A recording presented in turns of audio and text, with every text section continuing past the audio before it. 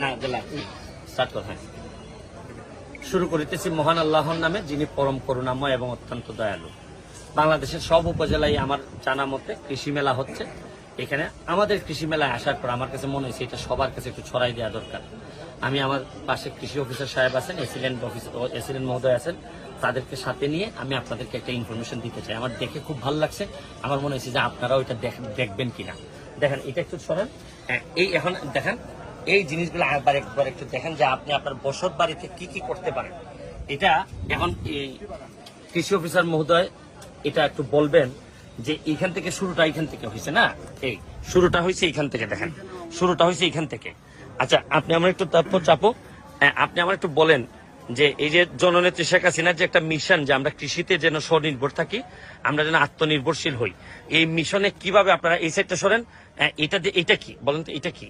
ধন্যবাদ স্যারকে। আসলে আমাদের বর্তমান প্রধানমন্ত্রী প্রত্যেকটা জায়গায় একটা কথা বলেন যে 1 ইঞ্চি জায়গা পুঁতে রাখা যাবে না। হ্যাঁ, সেই লক্ষ্যে এবং তার পাশাপাশি আমাদের পরিবারের সারা বছরের যে পুষ্টি চাহিদা এটা পূরণ করার জন্য আমাদের বসতবাড়ির যে জায়গাগুলো পতিত থাকে আমরা খেয়াল করি না, এই জায়গাটায় কিন্তু আমরা কাজে লাগিয়ে সারা বছর জুড়ে পুষ্টিকর শাকসবজি ফলমূল আমরা উৎপাদন করতে পারি।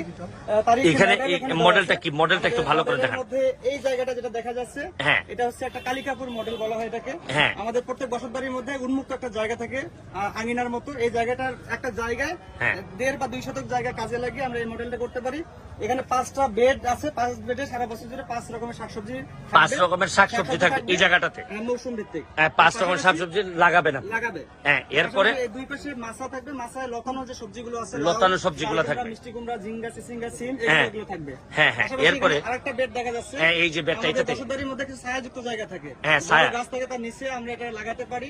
এটা হলো মশলা জাতীয় আদা চাষ করতে পারি, এটা ছায়ার মধ্যে ভালো হয়, ওইটা ছায়ার মধ্যে হয়। গাছের নিচেটা লাগাতে পারি অথবা বস্তায় চাষ করতে পারি। হ্যাঁ হ্যাঁ, এরপরে আমাদের কিছু ঔষধি একটা যদি অংশ থাকে বসতবাড়ির আশেপাশে, অ্যালোভেরার একটা উদাহরণ দেওয়া হয়েছে এখানে। এছাড়াও অশ্বগন্ধা, আমাদের তুলসী আছে, শতমূলী আছে, এগুলো লাগানো যেতে পারে। আচ্ছা, এইদিকে তাহলে এই সাইডটাতে কি একটু সরেন আপনারা একটু প্লিজ। হ্যাঁ, আমরা সারা বছর জুড়ে যে সরো বাবা। সারা বছর জুড়ে শাকসবজি উৎপাদন, ফলমূল উৎপাদন করতে গেলে মাটির স্বাস্থ্যহানি হয়।